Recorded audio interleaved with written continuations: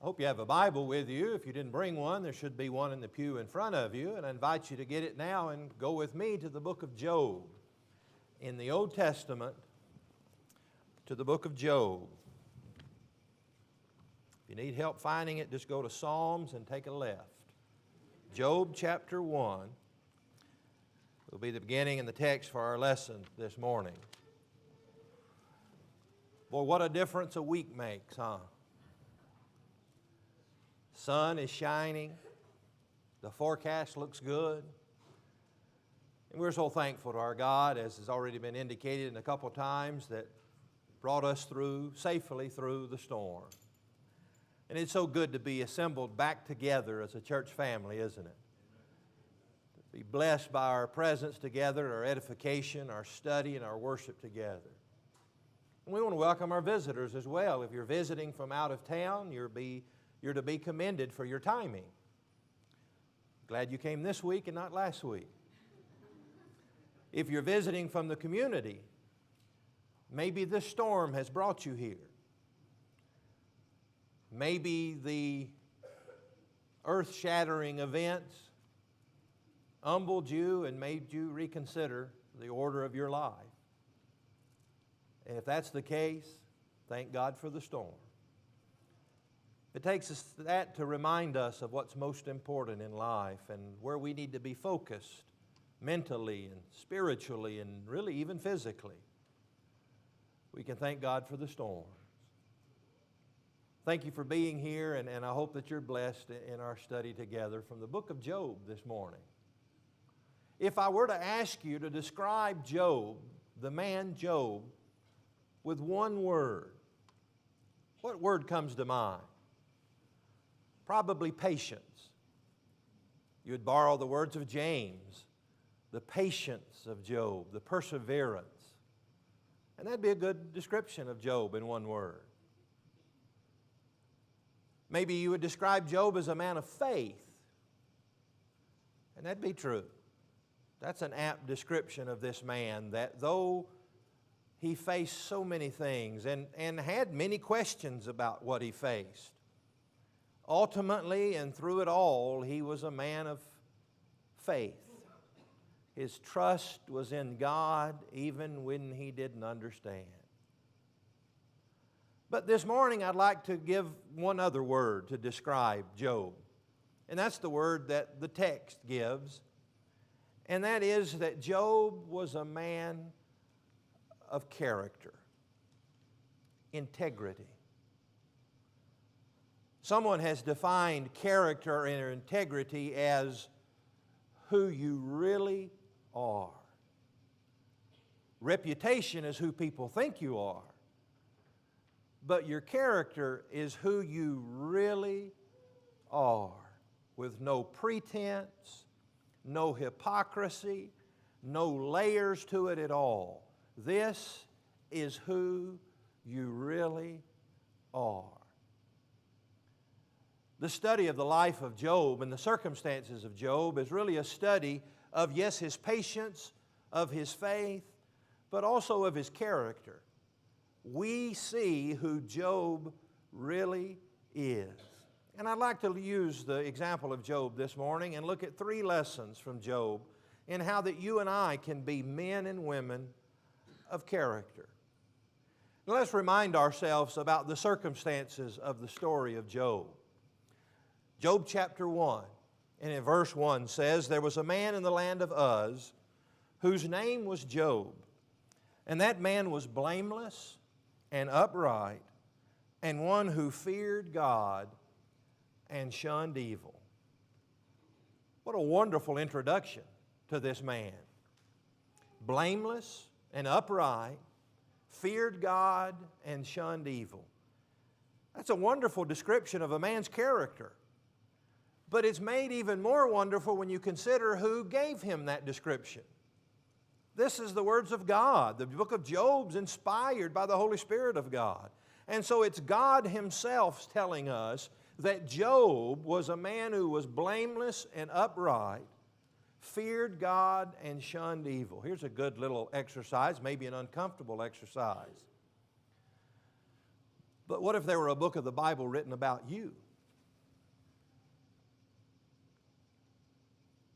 and me. What if I said turn over this morning to the book of Ken? How would God describe me in that first verse? How would He describe you?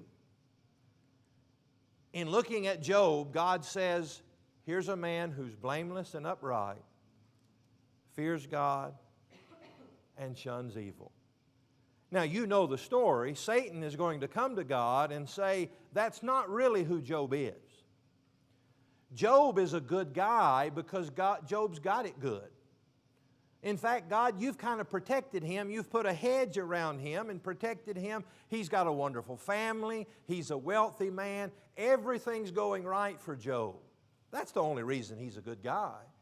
In fact, Satan challenges God by saying, you take all of those things away, and then you'll really see who Job is. Well, you know how the story goes. In the worst day of Job's life, all of it is taken away.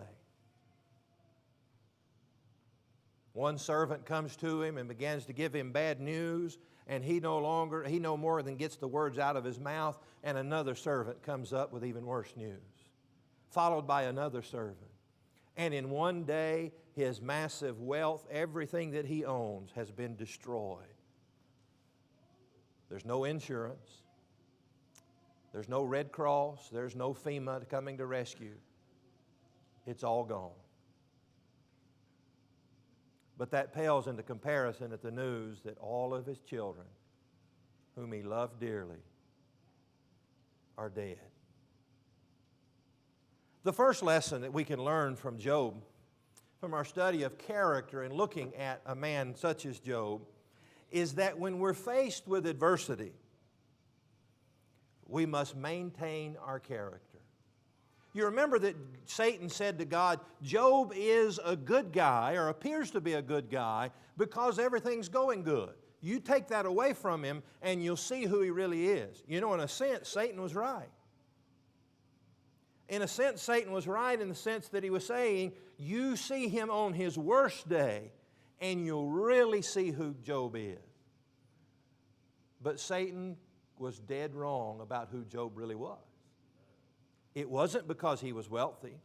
It wasn't because he had a good family. It wasn't because everything was going right. Job was a man of character because he was a man of character. Job is described, remember how he's described there in Job 1 verse 1? Blameless, upright, one who feared God and shunned evil. He's had the worst day of his life. He's lost everything near and dear to him, including his own children. Now notice how he's described in chapter 2. Look over in chapter 2. After this horrible day where everything is taken away, look in verse 3, Job 2, verse 3. Then the Lord said to Satan, have you considered my servant Job, that there is none like him on the earth, a blameless and upright man, one who fears God and shuns evil, and still he holds fast to his integrity, although you incited me against him to destroy him without cause. Do you see that? The way Job is described before the adversity is the exact same way he's described after the adversity. Word for word, blameless and upright, fears God and shuns evil. With one exception. God adds one word in chapter 2 after he's gone through the adversity, and that word is integrity, our character. Because God is saying to Satan, now you really see who Job is.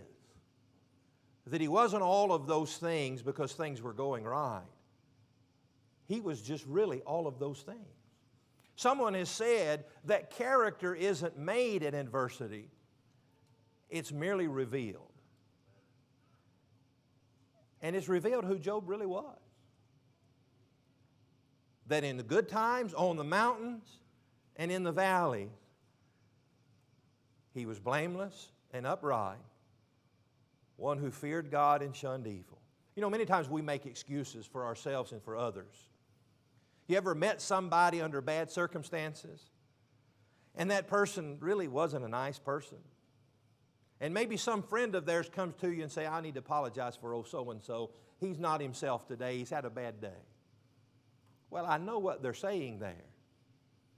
But the lesson of Job would tell us, yeah, we're really seeing the real person on your worst day. You find out who you really are, not when times are good, but when they're bad. You find out who you really are when you have to take a cold shower in a hot house. When the food in the refrigerator and the freezer is spoiling. When trees and limbs and parts of fence are all in your yard. That's when your character is revealed. Hold your finger in the book of Job and go to the New Testament with me in the book of James, chapter 1.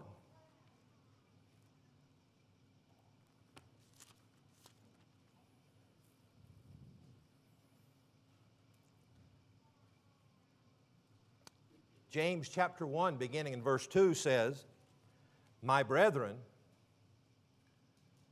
count it all joy when you fall into various trials, knowing that the testing of your faith produces patience. The testing of your faith. As strange it might seem, James says, rejoice. Count it joy when hard times come. Because that's testing your faith. Testing it maybe in a dual nature. Testing it in the sense of finding out what it's really made of, but also testing in the sense of strengthening it. Job's integrity held firm because his faith was tested. You know, are times good for you right now? If you can say yes, then now's the time to prepare for when they're bad. Now's the time to be studying. Now's the time to be fellowshipping your brethren. Now's the time to be enjoying the blessings of God, learning from them, building your character for the bad times. Because there may not be quite as devastating as the bad day that Job had. They may not be condensed all in one 24-hour day. But life has taught us bad days are coming. And we need to be preparing now. That's when you find out who you really are. I said at the beginning of the lesson, a lot can happen in a week. A lot can happen in a year. Tomorrow marks the one-year anniversary of the death of my mother. Mom died on September the 18th, 1 year ago. 3 months later, my dad died. I know what the death certificate says, but Dad died of a broken heart. 6 months after the death of my dad, my brother died. Totally unexpected. Throw in that, we were robbed, we moved, and we went through a hurricane. A lot can happen in a year. But when you're faced with adversity, not only must you maintain your character, but your character will be revealed. The second lesson we learn from Job is that when we're tempted to do otherwise, we must let our character show. Think about Job again. In fact, go back to Job chapter 2. Job chapter 1 talks about the worst day of his life. He lost everything. All of his earthly possessions. His children have been killed in one day. The second round, by the time we pick up in chapter 2, the second round of persecutions have come, and now Satan afflicts Job's body.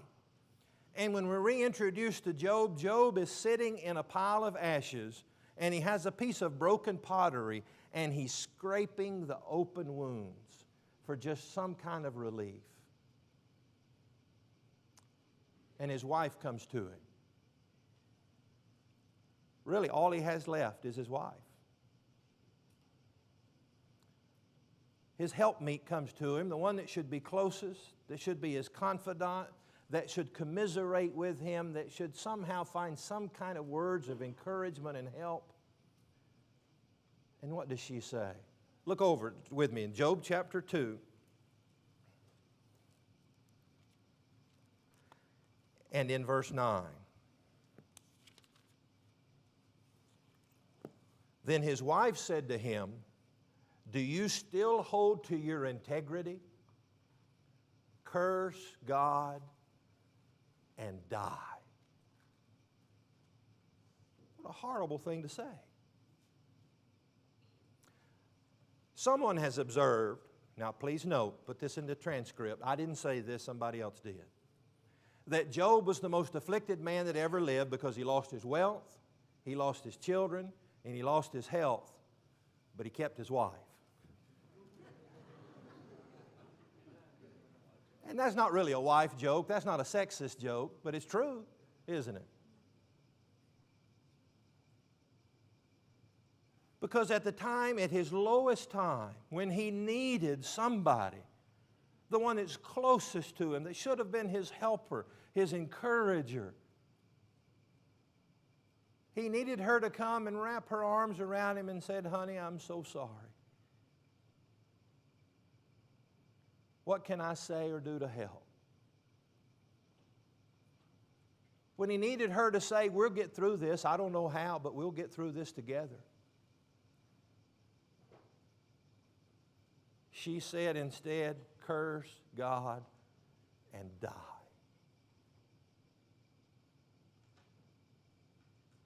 Job's been afflicted with adversity, and now he's being tempted. But what does he do? Verse 10 says, but he said to her, you speak as one of the foolish women speaks. Shall we indeed accept good from God, and shall we not accept adversity? In all this, Job did not sin with his lips.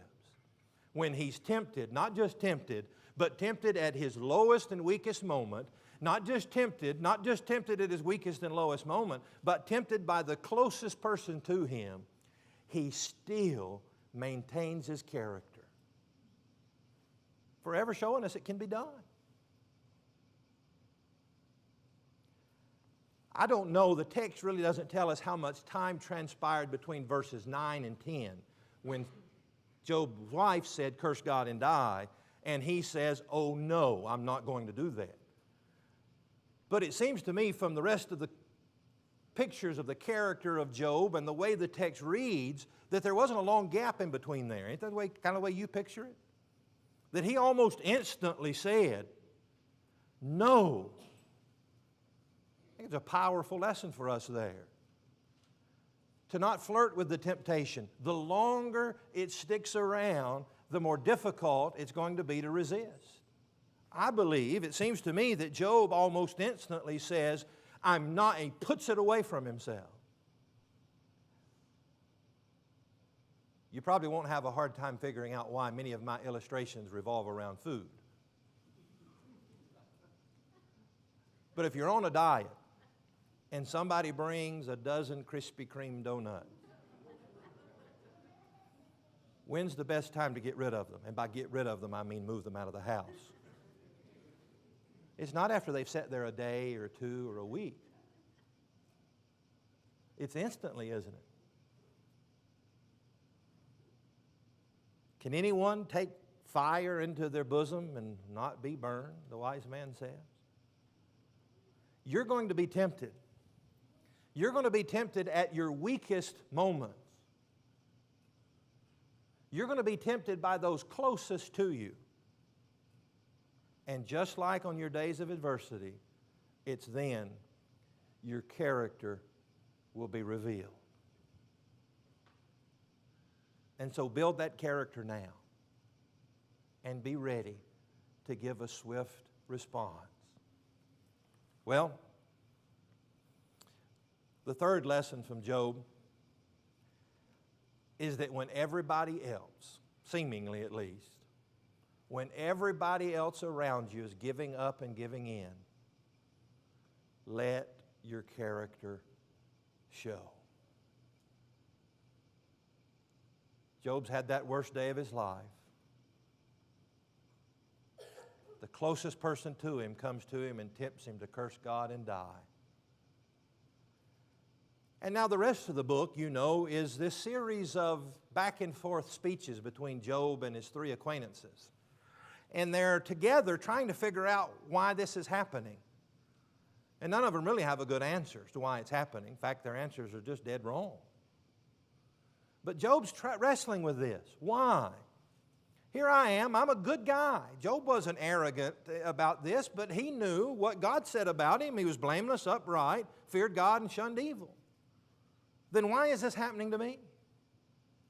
Not only was he wondering why this bad stuff is happening to a good person, he could look out his window and see wicked people that good stuff was happening to. Look over in Job chapter 21 at an observation that Job made. Start in the 7th verse of Job chapter 21. Job 21:7 says, "Why do the wicked live and become old?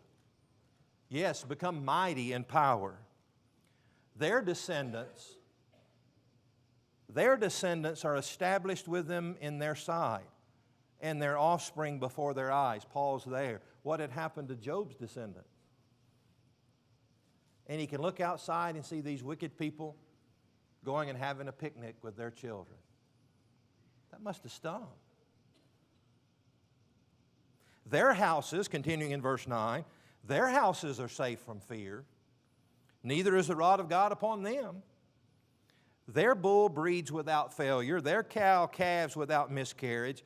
They send forth their little ones like a flock, and their children dance.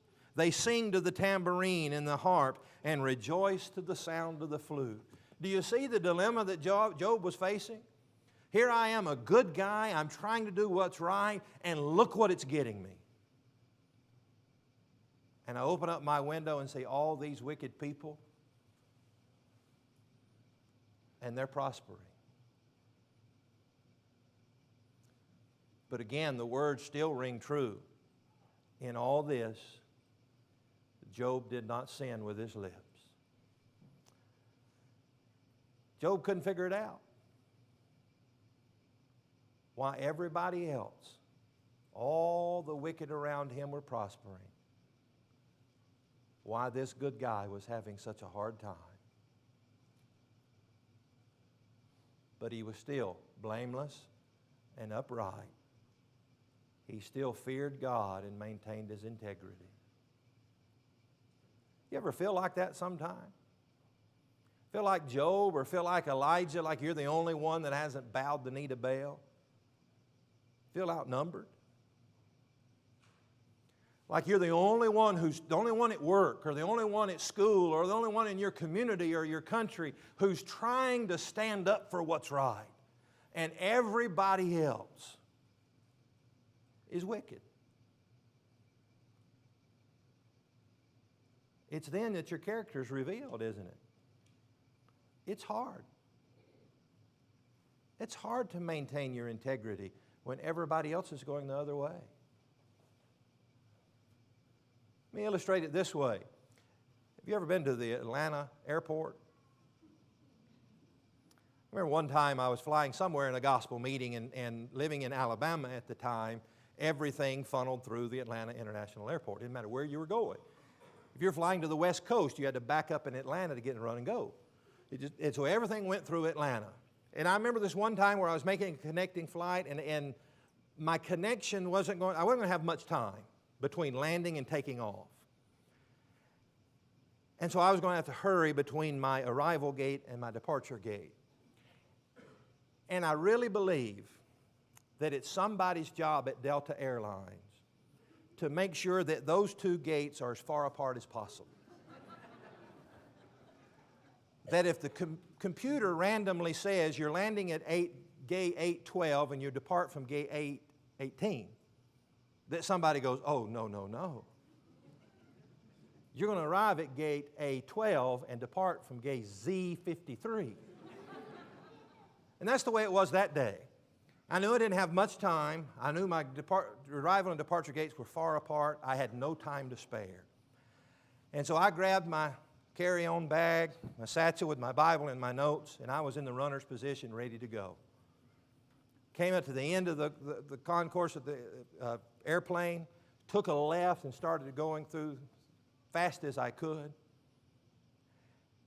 And you can probably tell it's not real easy for me to slip through a crowd. There were a whole lot of, pardon me, excuse me, oh, I'm sorry, that'll grow back. It was just, I was hitting everybody. And there may be some slight exaggeration in my next two comments. Number one is everybody in the state of Georgia was in that airport that day. Number two, they were all going the opposite direction of me.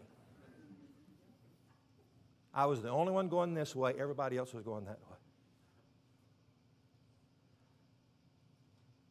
And I remember thinking, it'd be so much easier to go where they're going. I don't know where they're going, but I could have just, even as big as I am, I could have just turned around and done this and they'd have pushed me through that airport. But I needed to go the other way.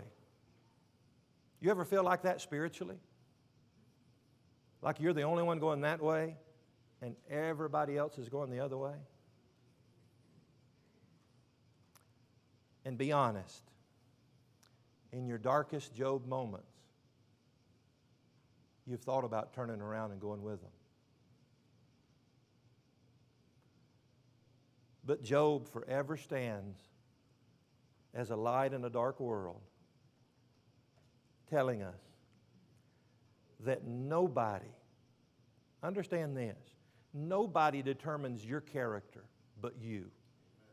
Your peers, your friends, your enemies, your circumstances, none of that determines your character. You do. And you, as Paul encouraged the Philippian brethren, you can let your light shine in the midst of a dark, crooked, and perverse generation. In fact, it's at the darkest that the light is most needed. And even though you're the only one going that way, you can do it. Let's be people of character. Not what others think about you. Not what your mother says about you. But who you really are on your worst day, at your toughest temptation, and when you're the only one. Be a Job. Be a man of integrity. And be a woman of character. If you're not a Christian this morning, we understand that whatever light we might show is simply light that we reflect, because He is the light. We simply reflect the light that He shines in our lives. If we let our light shine, it's to bring glory to Him from whom all light and righteousness flows. Why not become a child of God this morning with the full assurance that you know that you can, on your darkest day, be a person of integrity if Christ liveth in you? Why not become a Christian this morning? Maybe you've done that and the circumstances of life have got you down and have pushed you in the wrong direction. It's not too late to decide to turn around and swim upstream again. If we can help you as you respond to the gospel call this morning, or help you spiritually in any way, why not let it be known right now? As together we stand and as we sing.